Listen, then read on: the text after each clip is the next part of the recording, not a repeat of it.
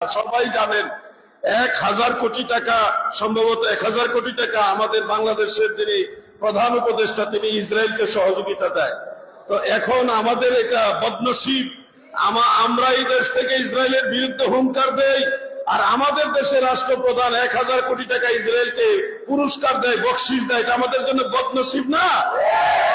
আমি বাংলার ছাত্র সমাজ, যুব সমাজ, তরুণ সমাজকে বলবো, তোমরা এক হুঙ্কারে বাংলাদেশের পরিস্থিতি, বাংলাদেশকে ভালো করার জন্য তোমরা এক হুঙ্কার দিয়ে বাংলাদেশকে পরিবর্তন করেছো। তোমরা আবার আরেক হুঙ্কার দেওয়ার জন্য প্রস্তুত হও। এই বাংলাদেশ থেকে ইহুদ এবং নাসারাদের দালালদেরকে তাড়িয়ে আল্লাহর ওলিদের প্রতিনিধিদেরকে বসাতে হবে। ইসরায়েলকে 100 কোটি টাকা সহায়তা দিলেন ডক্টর ইনুস। অসুতি ইনুস এ হলো বড় শয়তান। এই গ্রামীণ ব্যাংকের টাকা লইরে অনেক স্বামীর গছ ছাড়া হইরে এইরকম অনেক বউ আছে, ঠিক না? এই সুতি ইনুসকে আমি বলতেছি, আমার মনে হয় তার জন্মেরও সমস্যা।